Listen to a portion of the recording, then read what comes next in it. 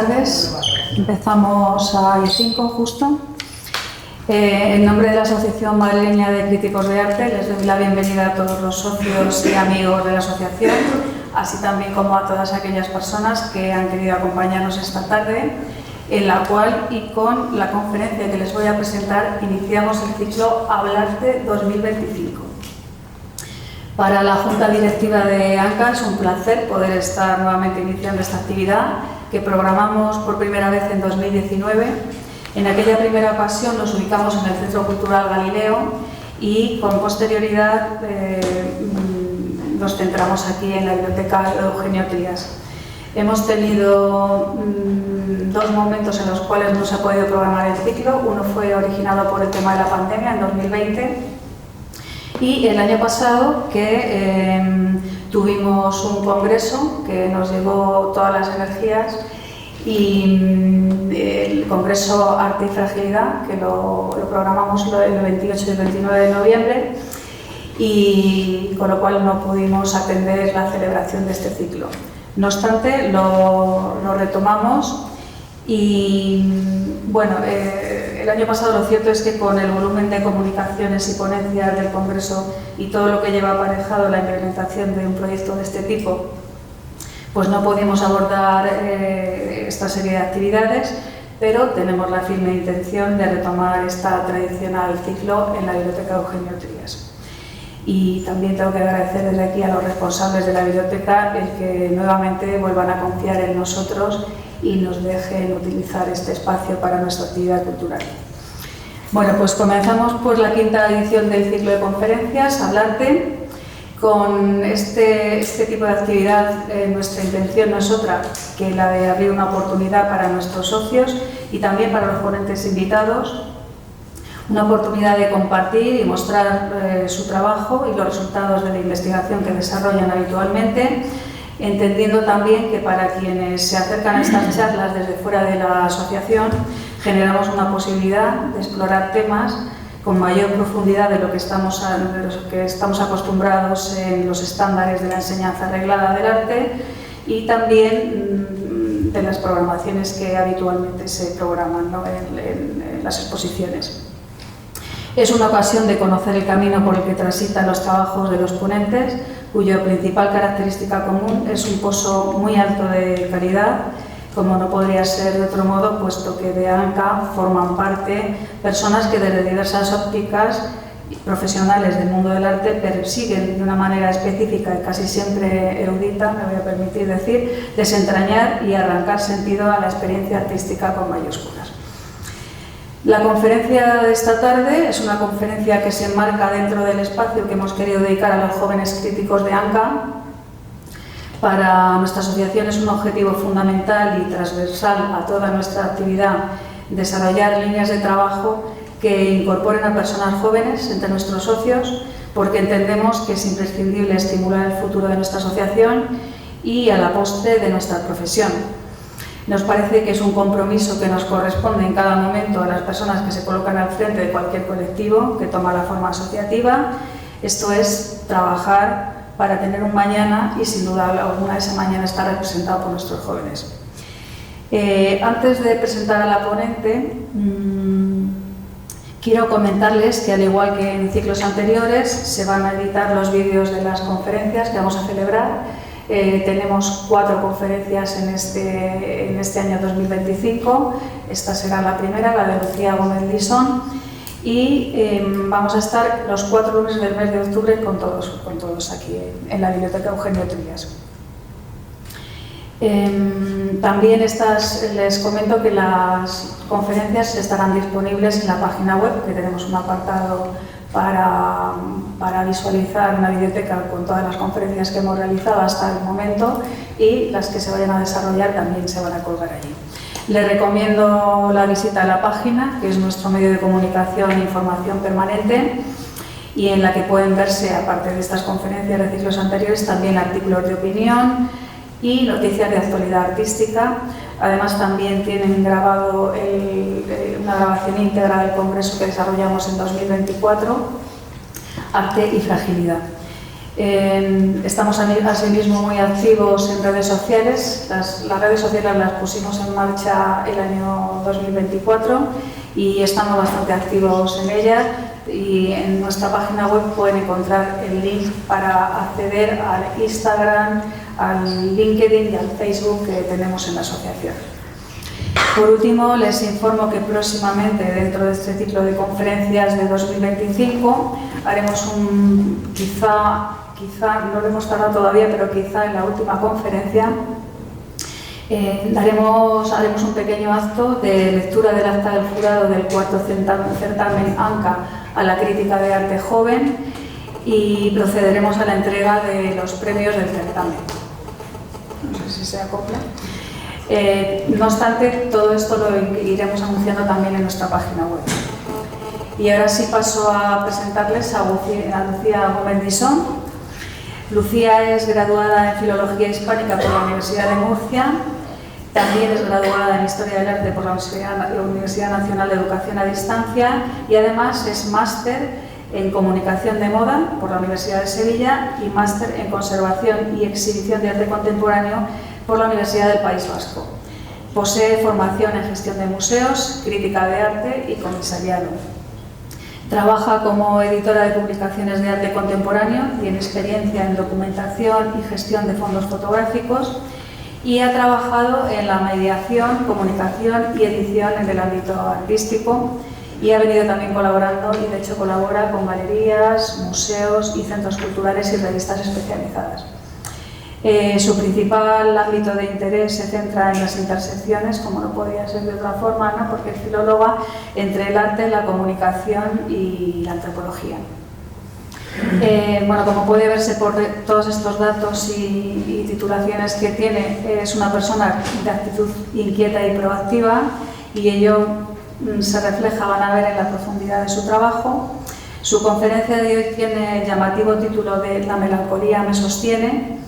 Es una exposición a partir del trabajo que presentó al tercer certamen ANCA a la crítica de arte joven y que obtuvo el segundo premio, y en el que ella analizaba la corriente paisajística en la pintura y su relación con la melancolía, un poco más allá del romanticismo. Así que le doy la palabra a Lucía.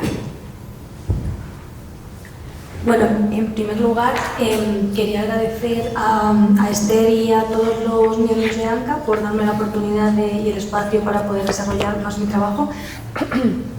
Y por otro lado, también agradecer a todos los asistentes que han venido a escuchar esta conferencia, que, como bien ha dicho Esther, lleva por título La melancolía me sostiene. Lleva por título La melancolía me sostiene este ensayo, que originalmente estaba formado por tres textos que vehiculaban y que teorizaban alrededor del concepto de melancolía, pero sobre todo se aterrizaba en la corriente paisajística de una manera bastante amplia, como veremos. Ahora, a esos tres microensayos he añadido uno inicial y uno final que creo que cohesiona bastante bien el tema y que creo que profundiza más y mejor.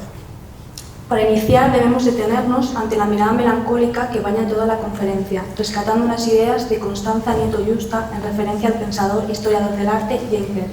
Y cito: comenzamos con el concepto de melancolía, mediante el cual Jane Clare trazará su interpretación del arte entre guerras. Clare no se olvidará de los antecedentes. Desde sus mismos orígenes, la melancolía ha estado vinculada irremediablemente a la creación. El humor pesado, que es el melancólico, se definía como un estado de ánimo muy concreto. Quien sufría sus efectos se sumergía en un sentimiento de tristeza y de desapego respecto del mundo, en un estado de reflexión tortuosa, en la condición previa para la creación, la soledad.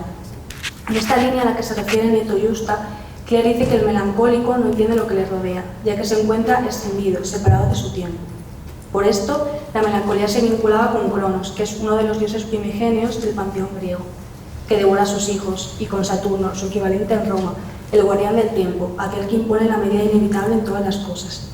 Siguiendo esta idea, el ser melancólico, nacido bajo el signo astromitológico de Saturno, enfrenta la dictadura del tiempo a la que estamos sometidos, siendo esta confrontación lo que le impulsa a crear. La melancolía se convierte en motor de orden y comprensión, y mediante la creación el artista busca no solo entender el mundo, sino también buscar su propio sitio en él. Según esta premisa, entendemos que para Klerk la cuestión melancólica no es una mera curiosidad histórica y que alcanza su expresión más radicalizada en la época contemporánea actual.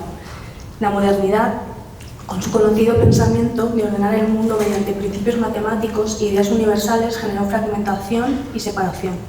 En este terreno, el artista moderno se encuentra obligado a enfrentar un mundo incompleto y fragmentado, convirtiendo la melancolía en una reflexión crítico-nostálgica y en una clara denuncia ante la pérdida de la realidad. Con esta idea de melancolía moderna, entendida casi como una conciencia del tiempo, del desapego y de la fragmentación del mundo, comenzamos nuestro recorrido por 5 microensayos, donde el género paisajístico, entendido de manera muy amplia, la melancolía se entrelaza de maneras diversas.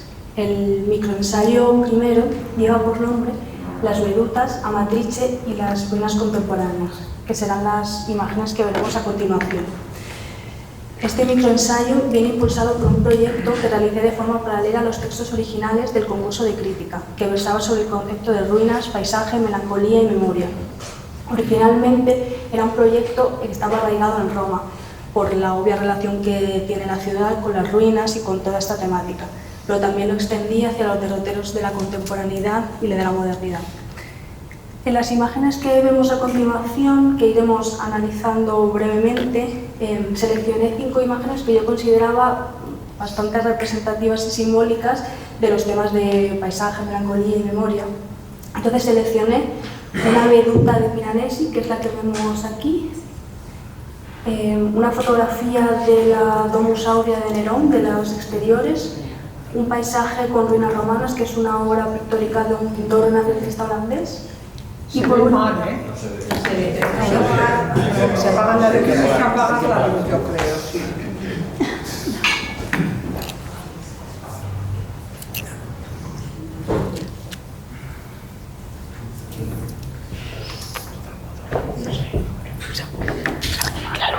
No, ahora la apaga, sí.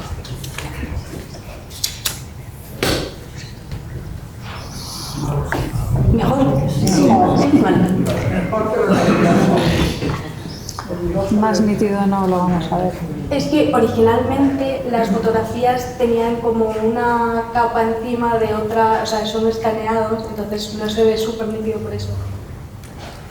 Vale, a la izquierda vemos una fotografía de la abadía de Monte Cassino tras los bombardeos de la Segunda Guerra Mundial, y a la derecha las ruinas de la ciudad de Amatrice, que es una ciudad que se encuentra a 160 kilómetros al noroeste de Roma y quedó destruida por un terremoto que hubo en 2016.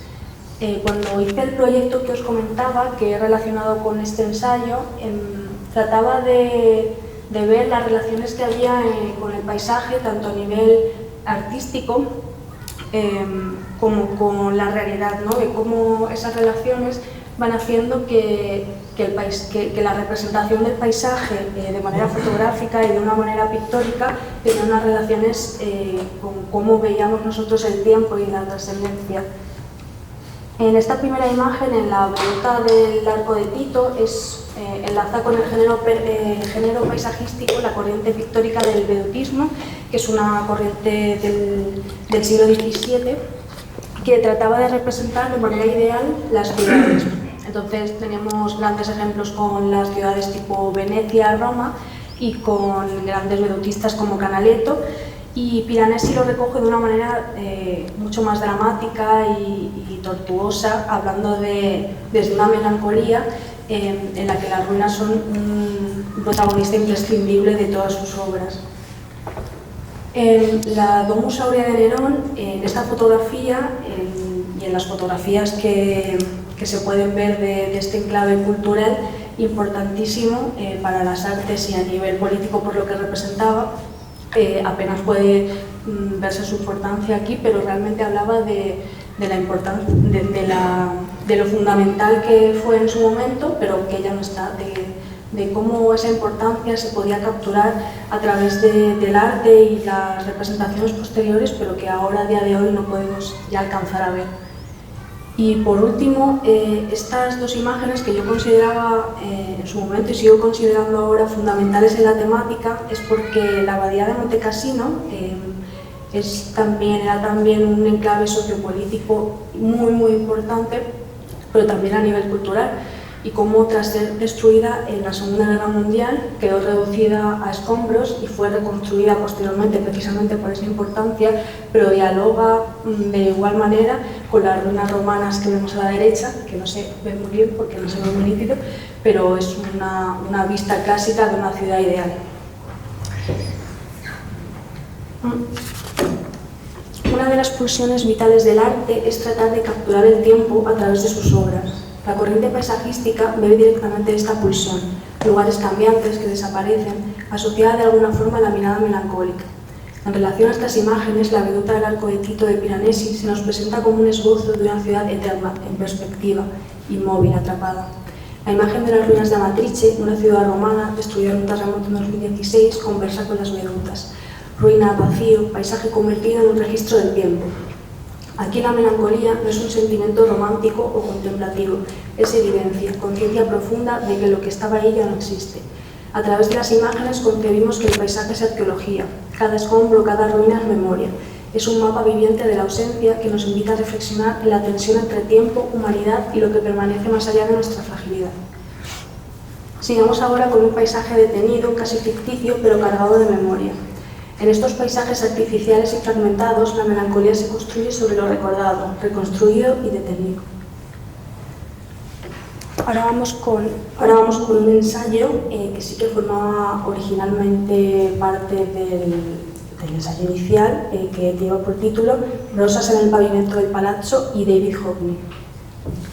En el documental Tempo di Viaggio, Andrei Tarkovsky y Tonino Guerra viajan a Italia buscando localizaciones para el film Nostalgia.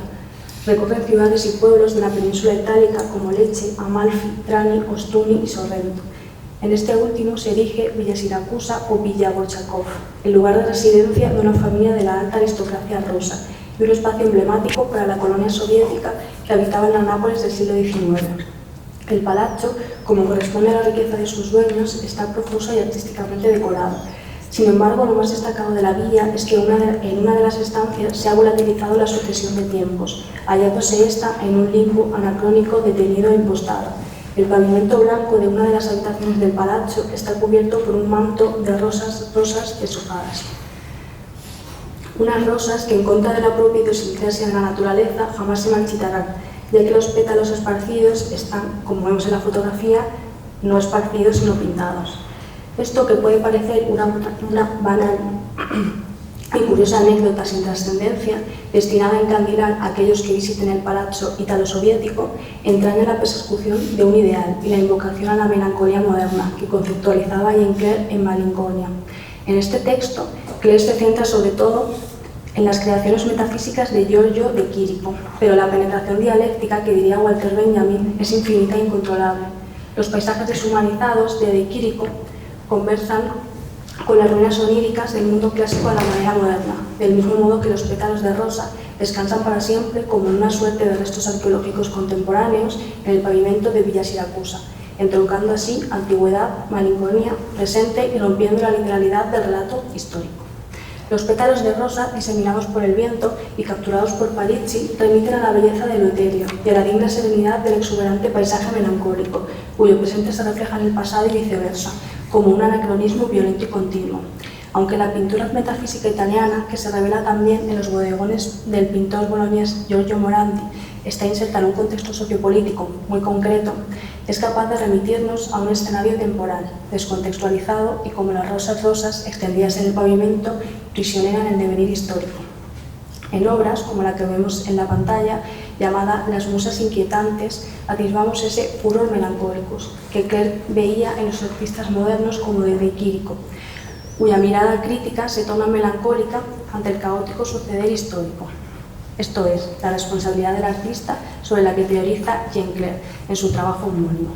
La realidad irreal que plantea la corriente pictórica metafísica adopta un lenguaje naturalista, poético, simbólico, convirtiendo los paisajes que representan ciudades imaginarias, o quizá ideales e inhóspitas, que producen de manera simultánea una profunda atracción por el misterio y una dócil melancolía, donde, citando a Octavio Paz en El laberinto de la soledad, sentimos la narración pausada del humano moderno, en forma de crisol de expresiones y emociones, casi como un alarde clarividente acerca del destino del hombre contemporáneo, perdido en el laberinto de la soledad. En el fotocollage O Joiner de Per Blossom Highway del artista británico David Hockney nos anuncia un cambio de paradigma en el arte que destruye la perspectiva albertiana. En su doble vertiente de pintor y fotógrafo, y a partir de los trabajos que lleva a cabo en la década de los 80, Hockney detona la idea canónica de representación. Tras la destrucción de este dogma artístico básico, Hockney comienza a caminar desde una óptica antitradicional y antimonofocal de la fotografía. No se aprecia realmente, pero este fotocollage está compuesto por más de 300 imágenes que David Hockney tomó a lo largo del tiempo y que forman esta obra, que lo que vemos son dos ángulos distintos de un cruce de caminos de una carretera de Los Ángeles, que lleva el mismo nombre que la obra, en un único plano. El paisaje desértico es el telón de fondo en un entorno algo sucio y descuidado. ¿Es acaso la contestación a la obra de Quirico, de su propio Mundus Imaginalis? En palabras de Hockney, entendemos su impulso creativo a partir de la técnica del fotomontaje. Atisbamos una extraña belleza diluida en una melancolía construida a partir de todas las imágenes que referencian partes cambiantes de un paisaje que ya no existe, al menos tal cual Hockney lo representa. Esa ruptura del relato temporal nos lleva al cuestionamiento acerca del impulso de la obra y en cómo ésta tiene la capacidad de indagar en la memoria, haciéndonos partícipes de ella y habitando los recovecos como espectadores en nuestro simple acto y complejo de observar. Dice Hockney: cuando empecé a tomar fotografías, lo hacía casi como cualquiera puede hacer instantáneas. Cuando más viajas, más fotografías sacas. La mayoría eran de amigos, no me molestaba en componer, la composición no era importante, simplemente nunca lo tomé en serio. Eran solo recuerdos. Esta mirada superficial del acto fotográfico choca con el complejo pensamiento de Max Ernst, que aquí vemos una fotografía que él, aparte de pintor, era fotógrafo, que rescata a Corrales Crespo en su trabajo ya citado. Y cito: vi reunidos elementos de figuración tan distantes que el mismo absurdo de este conjunto provocó una súbita intensificación de mis facultades visionarias e hizo nacer en mí una sucesión alucinante de imágenes dobles, triples y múltiples, superponiéndose unas a otras con la persistencia y la rapidez propia de los recuerdos de amor y de las visiones de Duende Vela. El acto fotográfico en Ernest retoma una misión que resulta indivisible a la memoria, lección que será recogida posteriormente por David Hockney. Esta obra es la visión de lo múltiple y lo caleidoscópico, el recuerdo velado y construido, y la traza nostálgica que ello encierra, el souvenir artificioso que sustituye al paisaje real que caracteriza el pop art, y del mismo modo a Hockney, pero también supone una evidencia de las diversas temporalidades suspendidas que vemos desde nuestra visión panóptica. Ahora damos paso al ensayo número 3, que sería el 2 originalmente, que también formaba parte originalmente del ensayo, con título La elección de Sorolla y Facín. Bajo la luz de Sorolla es un solo show que tuvo lugar en La Mercería, una galería valenciana, durante los meses de abril y mayo de 2023. Este proyecto, comisariado por Rubén Serrano Ruz, exhibe una serie de paisajes concebidos por el artista barcelonés Germán Bel Facín, a partir de una revelación existencial del clásico género paisajístico, con unas miras pictóricas contemporáneas. Los paisajes de Facín son una proyección del alma del artista, una pulsión melancólica, bucólica y febril que evoca colores de su espíritu, memorias enterradas, como flores deshojadas que desafían a la naturaleza o colas multifocales. Esta es la obra de Facín, que dialoga con la obra que veremos posteriormente de Sorolla, que comentaré ahora a continuación, no solo por la lección cromática que Sorolla da a Facín posteriormente, sino por esa melancolía paisajística que también recoge. En María en la playa de Biarritz o Contraluz del pintor valenciano Joaquín Sorolla, somos testigos del paisaje mediterráneo, sus luces y sombras. Del trabajo de Sorolla dicen que fue el primero en transcribir con éxito la luz del sol, deslumbrante y sin nubes, en la época pictórica posimpresionista. La trayectoria artística de Sorolla aporta al género paisajístico un doble valor. Por un lado, ser un fiel cronista de la realidad histórica del momento en España, y por otro, alcanzar la destreza de traducir los cambiantes y efímeros rayos de luz que incidían en los cuerpos y los paisajes en un medio unidimensional, a través de un lenguaje pictórico que trasciende su momento. En la obra mencionada apreciamos claramente la evolución de la pintura de Sorolla que se percibe a partir de 1900, ya que habla de conceptos de iluminación que él plasmará en la pintura y que llevará a las máximas consecuencias en toda la serie que realmente más se conoce del pintor, todos esos retratos que hacía en las costas de Valencia. Y cito: su ambición es trasladar al lienzo esos efectos luminosos que descubre ante el natural y que en ocasiones llegan a emocionarle hasta la exaltación. La pincelada de Sorolla en contraluz es pastosa, algo azarosa, imprecisa, impredecible. Sus figuras en el paisaje ocupan la principal temática de la producción del pintor valenciano, en un idioma pictórico realista y con la investigación del color aprendida de los impresionistas. El paisaje sorollesco se fusiona con los personajes que aparecen en sus obras, como si sus límites estuvieran desdibujados, en un estado de porosidad temporal eterno. Las localizaciones se entremezclan con las propias figuras, dando lugar a unos escenarios invadidos por la historia y la nostalgia, como en un álbum de instantáneas familiares. Los paisajes borrados de Fassin, esta obra anterior de la exhibición ya mencionada, se nutren de la lección lumínica del pintor valenciano. En Insinuación del paisaje 2 atisbamos el gesto tenso y audaz del artista barcelonés, a través del cual busca su propia identidad, haciendo arqueología de la memoria. En sus particulares paisajes contemporáneos, ubicados entre la presencia y la representación, encontramos una espiritualidad desmedida y simbólica, donde entrevé los girones del tiempo. El temperamento melancólico, la bilis negra, aquella tan sobresalientemente teorizada por Aristóteles en Problemas, moldea el carácter de esta obra. El público, testigo de los paisajes valencianos de Joaquín Sorolla y posteriormente de Fassin, asiste a la contemplación de una serie de escenarios, ideales o no, que forman parte de la observación y el recuerdo de ambos artistas. La memoria empareja a los muertos con los vivos, a los seres reales con los imaginarios y el sueño con la historia, que diría Anierno en Los años. Una memoria anacrónica, caprichosa, melancólica y contenida de paisajes heteróclitos. En la relación entre estos artistas, yo veía claramente cómo ellos compartían la mirada melancólica, pero de una manera muy distinta, ya que en Fassin denotaba cierta introspección y siempre hablaba del paisaje casi como una proyección, una mirada romántica, una proyección del paisaje en la que hablaba de su propia emoción interna, desde una manera muy simbólica.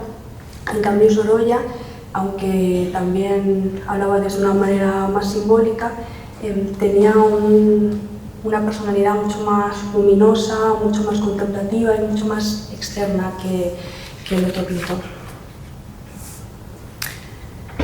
El cuarto ensayo, que también formaba parte originalmente del texto, lleva por título Georgia O'Keeffe e Yvonne Jacquet. La esencia de las naturalezas muertas reside en la habilidad para representar lo efímero, cambiante e irrevocablemente condenado a la mortalidad, como flores, animales de caza, fruta o diversos elementos, como un fin alegórico, simbolizar la fugosidad, desafiar a la naturaleza y captar lo sublime. Presente en la reflexión filosófica desde la antigüedad como la expresión de una necesidad humana de medirse con las fuerzas enormes, concretas y oscuras que se nos escapan.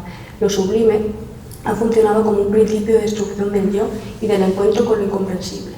Ni bello, ni bueno, ni verdadero. Lo sublime rompe con las certezas morales y cognitivas, precipitándonos al caos de una existencia en la que toda jerarquía entre los seres podría quedar desenmascarada. Apostilla Paula Fleischner en Lo sublime animal. Una lectura contrapelo de la experiencia sensible de la indignidad humana. Retomamos aquí el concepto kantiano de lo sublime en relación a un género híbrido entre las naturalezas muertas y la corriente paisajística y su vinculación con el fulgor melancólico. En Ante el tiempo, la obra de George D. Huberman referencia a Barnett Newman por su escrito Ohio 1949, en el que remite a lo lejano con respecto a la distancia histórico-temporal en las artes visuales. Y cito: ¿qué decir? Que el espectáculo visible, el espectáculo objetivable y descriptible del paisaje se abre a lo que llamaría una experiencia de lo visual, y que el espacio, las coordenadas objetivables según las cuales situamos un objeto o nos situamos nosotros mismos, se abre a una experiencia del lugar. La axiomática y la estética del espacio son una cosa, una experiencia común, objetivada y en realidad específica de la historia, de los estilos plásticos. La experiencia del lugar, tal como Newman la encara aquí, es otra. Afirma que es una experiencia privada y no común, un acontecimiento del sujeto y no un hecho mensurable. El género pictórico paisajístico se refiere a un acto experiencial, a una sensación física del tiempo, presente también en otras tendencias pictóricas como las naturalezas muertas que vemos en pantalla. Aquí os presento dos fotografías, dos obras de Georgia O'Keeffe, características de su etapa de Nuevo México, en la que representaba el paisaje como un elemento fundamental, pero también esas naturalezas muertas modernas, con las calaveras de ciervos, de carneros, y como un elemento que claramente aludía a lo simbólico de la muerte y de ese, no tanto de ese triunfo a la muerte a la manera de la Vanitas Barroca, sino como algo meramente simbólico, como ella hacía en su pintura. En estas obras, ambas del artista estadounidense Georgia O'Keeffe, como ya he dicho, vemos unos oníricos bodegones contemporáneos. En un inocente gesto pictórico, tan rebelde como íntimo, O'Keeffe deshace toda una tradición paisajística con el lenguaje de una Vanitas Barroca, surrealista. La conquista espaciotemporal en una estructura caleidoscópica, el reflejo melancólico de aquello a lo que se referencia, la calavera de carnero y la malvarrosa, un elemento vivo que perecerá y otro muerto que vive en la pintura de O'Keeffe. Un paisaje dramático, gris, sublime, pero ligero y aéreo, Nuevo México y el modernismo. El verdadero protagonista de esta obra no es el grano del ciego, sino la colina del Pernac, que es la que vemos en segundo plano. En esta nueva naturaleza muerta, O'Keeffe vuelve a retratar la esencia mortal de la vida junto a la trascendencia de un árido entorno, donde se da una doble reivindicación en un posicionarse entre la nostalgia y la vanguardia.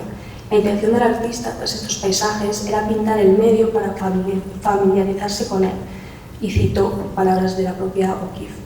Pero más tarde, ya aclimatada a la nueva situación, interpretaba los motivos del paisaje de una manera más creativa, para expresar sentimientos, tanto positivos como negativos, sobre aquellos lugares concretos y las circunstancias de su vida personal. Ese capturar casi fotográfico llevó a O'Keeffe a deformar las proporciones de lo que reproduce, con un fin claramente dirigido y metafórico, una gama cromática, sensual y explosiva, alegorías de Nuevo México, que tan fértil huella dejaron en su trayectoria pictórica. La eterna disputa entre la obra de arte en el paisaje o el paisaje como obra de arte. Protagoniza los urbanos y vertiginosos escenarios de la pintora estadounidense Yvonne Jacquet. Aquí os presento también dos obras de esta artista estadounidense, dos obras, que lleva por nombre el Museo Whitney de Nueva York, en construcción, y este es el Díptico de Tokio. Si os fijáis, veis que son dos perspectivas similares, dos perspectivas aéreas que representan un entorno urbano en el que claramente la urbe lo fagocita todo y se habla de un paisaje muy integrado, un paisaje urbano más que un paisaje a la manera tradicional de representar un paisaje. Esta ausencia que dura, que diría Roland Barthes, da paso a una libertad formal infinita, capaz de rebelarse contra las normas que nos trascienden. Captar un paisaje es ser osado, una revisión continua a las formas pictóricas tradicionales, deteniéndose lo transitorio y lo fugaz. Captar un paisaje es retratar la melancolía, desde unos pétalos de rosa atrapados en el suelo hasta una calavera de carnero de Nuevo México. Lo espiritual se cuela entre las fisuras de un hombre contemporáneo abismalmente escéptico. Jacquet imita sus obras de referencias lumínicas que ponen el contrapunto a unas creaciones teñidas de aparente profunda soledad y una total disolución del individuo en la máquina y las estructuras megalómanas de la metrópoli. Los paisajes odiernos producen un insoslayable estado de melancolía absurdo, un ruido ensotecedor, un fino hilo de júbilo casi indescifrable que tiñe la memoria de artificiosa invención. Las naturalezas muertas se regocijan en asfalto, grava y luces rutilantes, que con la vista de pájaro nos devuelven cuadros monofocales y planos. La visión negativa de la melancolía, que se tilda en ocasiones de lúgubre, oscura y gris, todo lo que genera rechazo en Occidente, como dice Tanizaki en El elogio de la sombra, es real y cotidiana, como las malvarrosas y los cruces de camino, una arqueología crítica de la mirada nostálgica, idealizada, humanista y destructiva. El último ensayo lleva por título María Lai y atarse a la montaña. María Lai es una artista italiana que tiene una trayectoria pictórica interesante, pero posteriormente se muda de nuevo a Ulasai, que es su pueblo natal, y comienza a hacer un tipo de arte que se denomina como arte relacional. Y comienza a hacer obras más comunitarias y que están relacionadas con el contexto y con su propio entorno. Aquí vemos una fotografía. Vamos a hablar sobre todo de este proyecto que se llama Atarse a la montaña, pero aquí vemos a María Lai años después de ese primer proyecto, en el que en Ulasai, en su pueblo, decide, en un entorno que es como una colina escarpada, decide hacer un mapa de lo que considera un mapa del mundo, desde la prehistoria hasta la contemporaneidad. Y ahí, con ayuda también de ese contexto, de ese pueblo, traza una serie de dibujos que no se pueden apreciar con mucha precisión, pero se ve que intenta reflejar los dinosaurios, intenta reflejar distintos hitos de la historia que ella considera fundamentales. Y en un momento del proyecto, una ráfaga de viento borra parte de los elementos que ella inicialmente había creado, con lo cual la naturaleza interviene en ese proyecto, considerando que también formaba parte del proyecto inicialmente. Ahora nos trasladamos a Ulasai, un pequeño pueblo sardo, y a la montaña que lo rodea. Aquí la artista María Lai llevó la melancolía y el paisaje a un terreno inesperado, de acción colectiva. A partir de los años 60, Lai abandonó la práctica pictórica y volvió a su lugar de nacimiento, Ulasai, donde empieza a desarrollar un tipo de trabajo más relacionado con el paisaje, la memoria de los relatos populares y su propio origen. El 8 de septiembre de 1981, y fruto inicialmente de un encargo que luego se tornó en una iniciativa de mucho mayor calibre, María Lai reunió al pueblo de Ulasai en Cerdeña para crear Atarse a la montaña. A partir de un lazo azul se une la montaña al pueblo, inspirándose en una leyenda del siglo XIX, en la que tras la caída de una roca desprendida, una niña del lugar consigue salvar su vida siguiendo la estela azul que deja una estrella. Los habitantes confeccionan y unen el lazo, atando las casas entre sí, creando un plano que rodea la montaña, con la ayuda de 3 alpinistas que llevaron la cinta azul a la cima, uniendo el pueblo con el paisaje. Esta obra es muy interesante, no solo por la importancia que tiene dentro de la trayectoria de María Lai, sino también la importancia del arte colectivo y de cómo la trascendencia va más allá de ser una simple obra colectiva y obra que hace referencia al paisaje, sino que va más allá y estudia las relaciones personales del propio contexto. En septiembre de 1981, ella insta a los habitantes de Ulasai a que confeccionen un hilo azul que tiene varios kilómetros de longitud y quiere que todos se aten físicamente, que todos se aten entre sí, que aten los balcones, como vemos aquí. Estas son unas fotografías que intervienen posteriormente con un rotulador azul, pero aquí vemos cómo todos los vecinos, participando de la actividad, se unen haciendo lazos según las propias relaciones que tuvieran entre ellos, con lo cual la actividad dejó de ser una obra individual de María Lai y pasó a convertirse en una obra que forma parte del pueblo. Y por último, con la ayuda de 3 alpinistas, los lazos se unieron a la montaña, con lo cual los propios habitantes se unieron al propio pueblo en sí. Y todos los habitantes del pueblo participaron de esta actividad, lo que hablaba mucho de la importancia que tenía María Lai para el pueblo. Y ahora os voy a poner un pequeño vídeo para que veáis.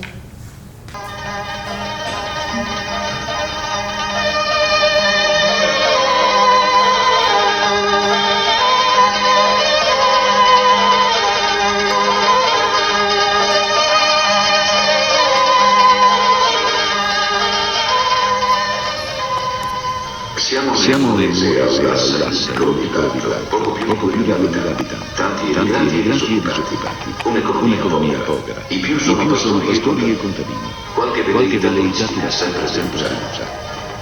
Da qualche giorno questo paese ha praticato tramontana, da sempre isolato, è al centro di una straordinaria attenzione. Ne parlano i giornali, arrivano le telecamere, nomi importanti della cultura, dell'arte, della musica. Si discute per le strade, le piazze, e non più soltanto della Tirana.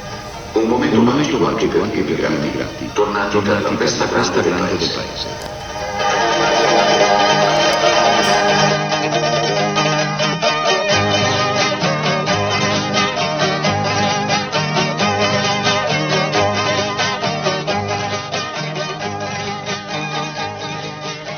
Come in una favola, un lunghissimo nastro azzurro lega le case l'una all'altra e il paese alla montagna. È l'ultima espressione artistica di Maria Lai, pittrice e scultrice d'avanguardia, da tempo alla ricerca di un nuovo concetto di arte fuori dagli schemi tradizionali. Un'arte che Maria Lai ha ritrovato ad Ulassai con le sue radici. Qui infatti è nata e qui conserva ancora, dopo molti anni trascorsi a Roma, vincoli familiari e di amicizia.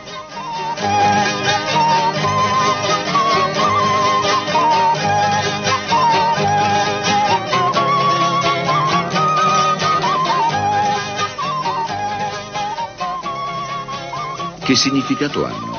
Perché questi nastri azzurri che corrono da una casa all'altra, talvolta superando muri di indifferenza, se non addirittura di odio, in un paese, Ulassai, in una zona, il Nuorese, dove secondo la vecchia retorica del Valente l'odio sopravvive anche alla morte? I nastri sono il simbolo dell'arte, sono leggeri, effimeri, sono appena un colore, non servono a nulla. Perché a Ulassai? Perché Ulassai è il mondo, ha vissuto chiuso e non sapeva aprirsi al mondo, è pieno di rancori, di ansie, di problemi materiali che non sa risolvere, è pieno di minacce, di frane. Ma tutto ciò nasce anche da una favola. Sì, è una favola che tutti ricordano qui e che appartiene già proprio all'inconscio collettivo del paese. È la minaccia delle frane, è la possibilità di salvezza con un segno non fisico. È una leggenda antica che qui si tramandano da una generazione all'altra. Una bambina entra in una grotta durante un temporale. Ad un tratto vede un nastro azzurro trasportato dal vento. Esce per rincorrerlo e un attimo dopo il suo rifugio frana. A questo nastro, simbolo di salvezza, è riandata Maria Lai.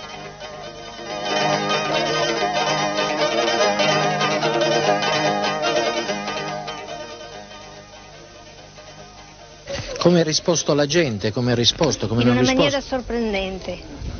Veramente mi rendo conto che Ulassai era il paese ideale, come se avesse aspettato questo momento finora. Era come mettere un fiammifero vicino alla legna pronta ad ardere. Forse in una città non avrei avuto tanta rispondenza. Il risultato è straordinario, forse senza precedenti. Un intero paese, sia pure tra mille polemiche ed incomprensioni, ha partecipato su un piano di parità con l'artista alla realizzazione di quest'opera. Un evento importante per la realtà complessiva del paese e per la vita di ciascuno.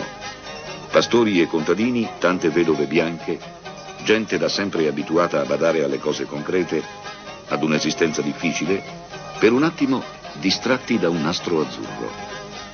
Ed è proprio questo concetto di partecipazione che suggerisce a Pinuccio Sciola, uno dei tanti artisti giunti in questi giorni ad Ulassai, una sorta di gemellaggio con San Sperate, il suo paese museo, ormai conosciuto in tutto il mondo.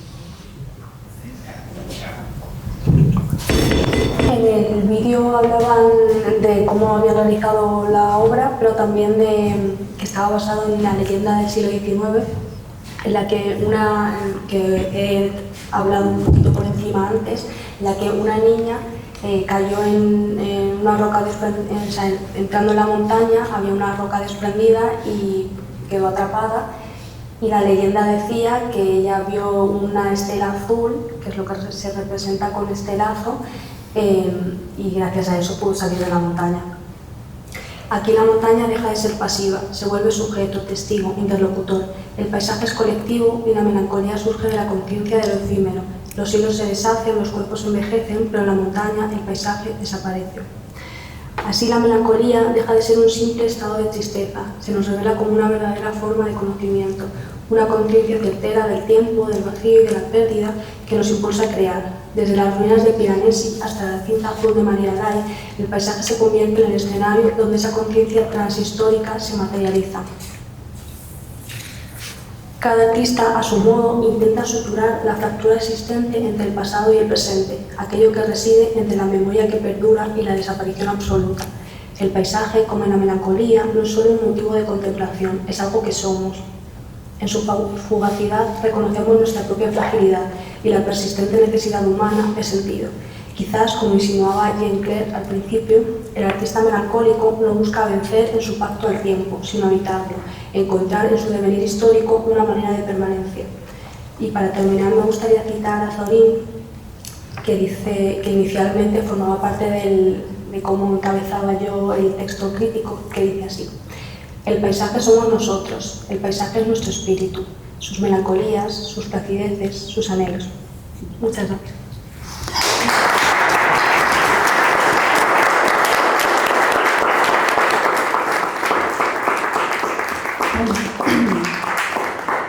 Gracias, Lucía, por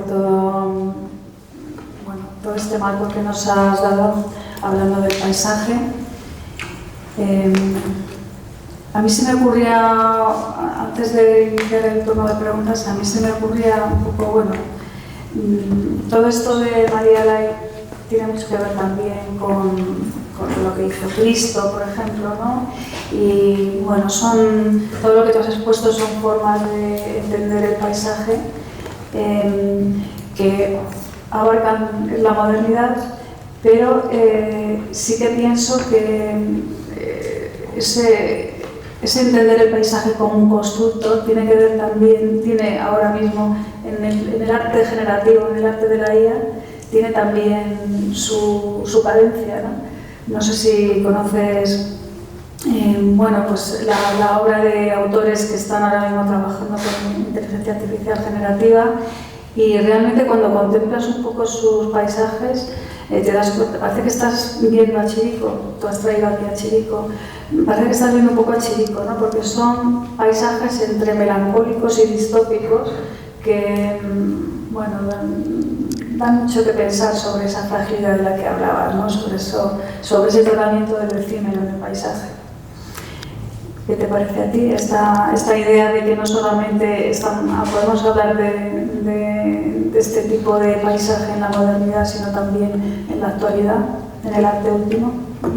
Bueno, yo creo que al final la melancolía y la mirada melancólica que trataba de hablar en la conferencia no era un modo concreto y único de abordar el paisaje, sino una mirada, más bien, como una autoconciencia del tiempo y de cómo a través del paisaje nosotros reflexionábamos sobre ello. En las obras generadas por inteligencia artificial y todo lo que se está haciendo ahora, no estoy muy puesta en ello, pero también considero que al final lo hace, el origen es el ser humano, aunque lo haga la máquina, no deja de ser el ser humano, al menos por ahora, el que lo está haciendo. Entonces ese punto emocional sigue estando. Y en cuanto a esa distopía mezclada con melancolía, está porque ahora creo que vivimos en un mundo bastante distópico, entonces la distopía y la melancolía creo que se entrecruzan con bastante facilidad en las obras que se están haciendo ahora, y estoy de acuerdo en ello. Bueno, voy a abrir un poco turno de preguntas, no sé si tenéis alguna cuestión. Julia, a ver. Sí, es curioso que tú has pensado en Cristo cuando hablaba la ponente, y yo pensaba en Walter Di Maria, que tiene esa obra tan maravillosa de los pararrayos en un desierto de Arizona, que cuando llega la tormenta se ponen en funcionamiento unos con otros y produce un efecto efectivamente muy singular y muy vistoso, ¿no? Y me llama la atención que en ese sentido no has mencionado ni una sola vez el land art, que efectivamente el land art en sus entrañas lleva muchísima melancolía de un paisaje que se va deshaciendo en el tiempo, ¿no? Y bueno, eran estos apuntes o estos comentarios los que yo quería poner de relieve. Sí, de hecho, cuando estaba rehaciendo la conferencia pensaba mucho en Nancy Holt y en todo ese land art y todo ese arte más monumental de la naturaleza, pero es verdad que he querido acotar más el medio. No tanto, es verdad que con María Lai sí que se ha ido más a lo relacional y a lo megalómano, por decirlo así, pero también contemplaba, y también es obvio que en ese tipo de arte que hacen pues, Walter de María, Nancy Holt, está por supuesto todo el tema del paisaje, la melancolía, porque para mí el paisaje ya entraña de por sí melancolía, entonces por supuesto podría entrar aquí porque forma parte de él también. Soy Charlón, por Sí, ejemplo. sí. ¿Algún otro apunte, reflexión? Lola está muy callada. Siempre sueles decir algo.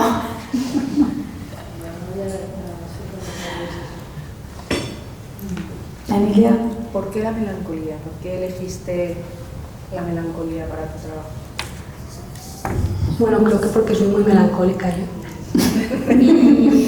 Y porque creo que vivimos en un momento que considero que el ser humano está bastante perdido. Además, justo cuando estaba realizando la conferencia, leía un libro de Mircea Cartarescu que se llama Solenoide, que es como el Borges romano, que era pues, una persona muy existencial y que resonaba mucho con las obras que yo estaba viendo, y entonces la melancolía como cobró fuerza por encima de otras emociones y me salió este ensayo, que espero que no haya sido demasiado intenso, pero me salió la melancolía porque en ese momento, pues leyendo este libro, hablaba mucho de lo existencial, de la conciencia del tiempo y de pues, esa mirada súper melancólica que habla este escritor, pero además eso, porque creo que estamos en un momento que creo que el ser humano está bastante perdido, que a nivel de religión, de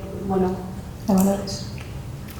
Entonces, bueno, creo que si se refleja en el arte, esta mirada melancólica es que creo que se puede aplicar a todo, y más como esa conciencia del ser humano que podemos tener hoy.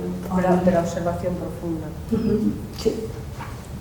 Gracias. No sé si conoces una obra de Eduardo Lorenzo, que está publicada, una ponencia que hicimos en el Congreso Internacional de ANCA, que habla de la saudade como melancolía feliz, no solo habla de tristeza o añoranza.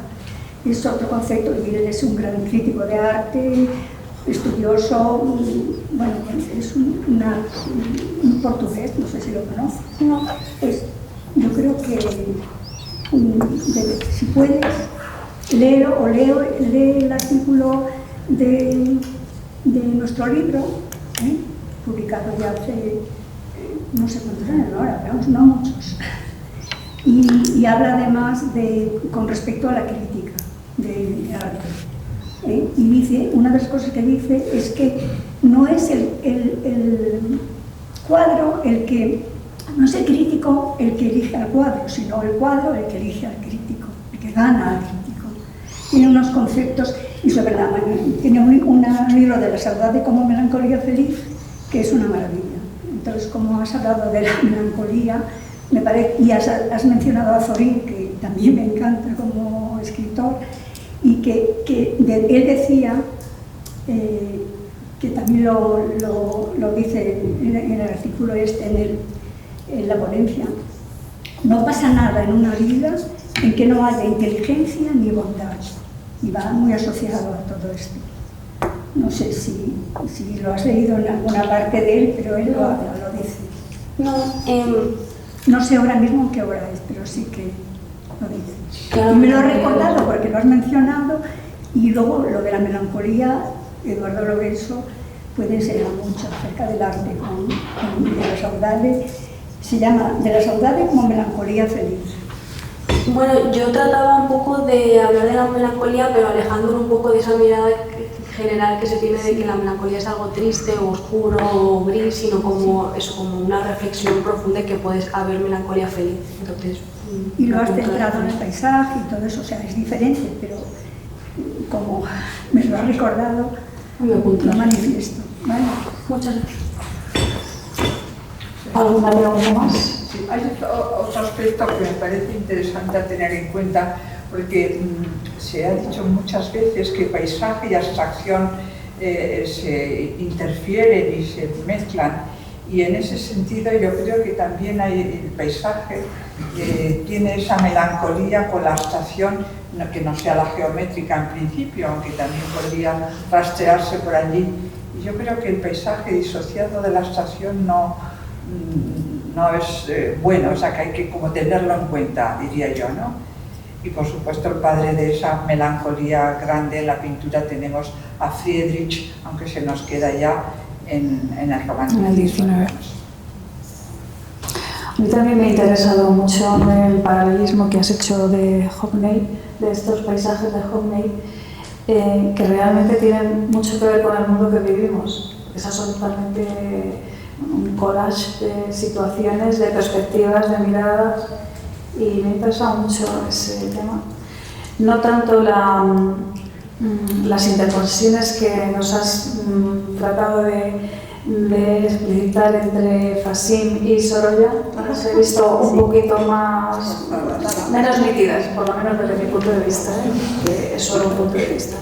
Pero sí que me ha parecido muy interesante lo que has tratado de Hockney, y también muy interesante cuando hemos hablado de esta intervención del paisaje con ese mapa cronológico, que al final no deja de ser no una intervención en el paisaje, sino que en el fondo ha sido el paisaje el que ha intervenido al autor, porque ha modificado todo su planteamiento previo. De modo que ahí el análisis de que el paisaje es un constructo humano, pues queda muy en evidencia, ¿no? ¿Te parece? Sí. Bueno, pues no sé, ¿alguna idea más, alguna reflexión más? Sí, la frecuencia estadística dice que el paisaje que más ves es la pared de tu habitación.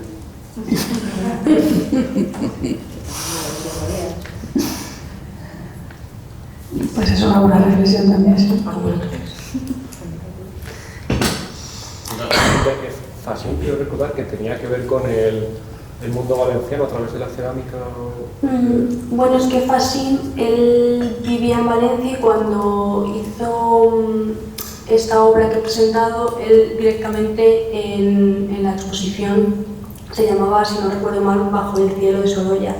Entonces es una conexión que no es que es obviamente otro tipo de pintura y son cosas diferentes, pero hablaba más bien algo a nivel no emocional, sino más bien de experiencial, ¿no? De que el cielo de Valencia, el cielo donde él pintaba y donde había pintado Sorolla, había un nexo compartido que es el paisaje al final, vale, y como eso le había inspirado a él a hacer las obras que él había hecho y que anteriormente también había servido de inspiración para Sorolla. Entonces iba más bien por ahí, no tanto porque se pudieran parecer. Bueno, ya digo que es una piña. Bueno, pues si no tenemos nada más que compartir, son las 8:03. Les emplazo al lunes que viene. Tendremos también una conferencia, una ponencia de una persona joven que fue también la ganadora del primer premio de la última edición del certamen de crítica de arte joven, Rosita Mariela, y bueno, pues estaremos todos estos lunes y espero que les haya gustado la conferencia. Muchísimas gracias, Lucía. Me ha pasado un poquito de nervios, pero yo creo que al final ha sido muy interesante todo lo que nos ha contado y que deja un buen pozo para la reflexión. Muchas gracias. Gracias.